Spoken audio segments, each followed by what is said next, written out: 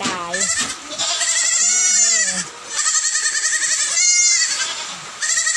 แล้วมาโอ้ตายแล้วลูกลูกแม่ลูกเอ้ยเปล่าเอามาคุณ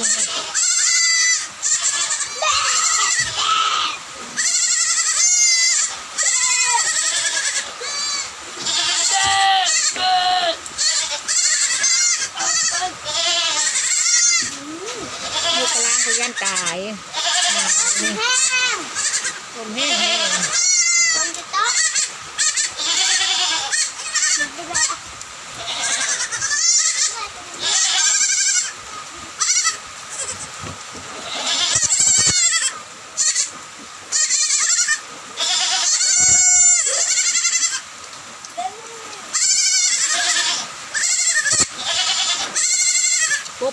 ปุ๊บพายุ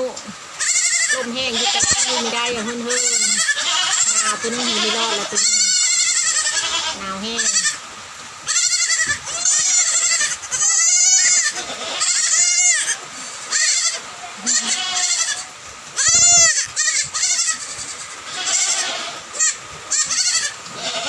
ที่กินนม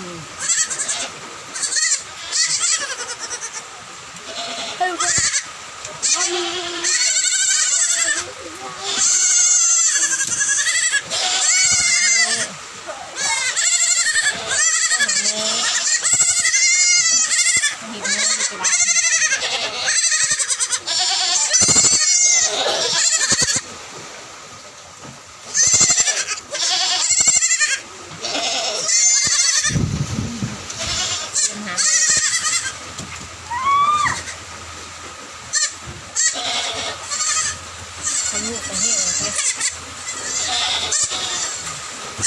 แล้วลมอะไรลงไปค่ะลงได้ลงรถลงไปเล่นดีเลย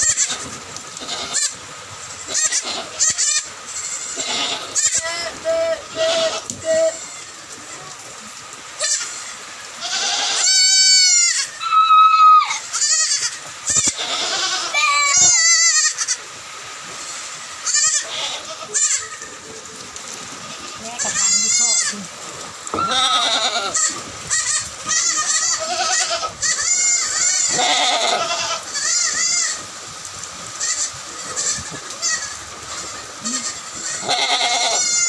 นี่ยตัวนี้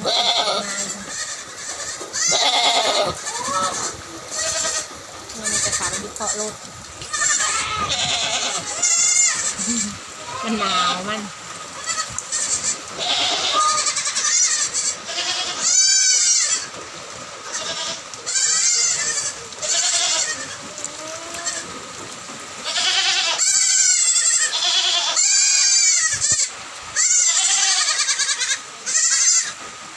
มาจะกินนมลูกไป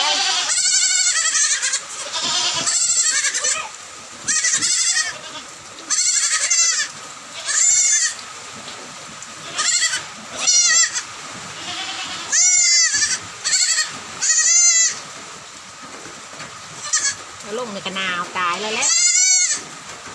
รู้ป่ะกูไปกินนมแม่ไป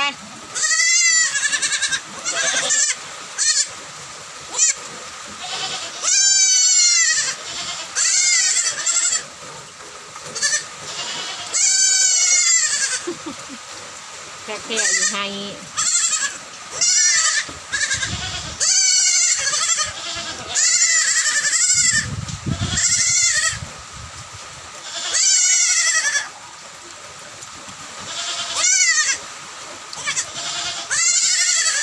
ลงเป็นงานลงสิ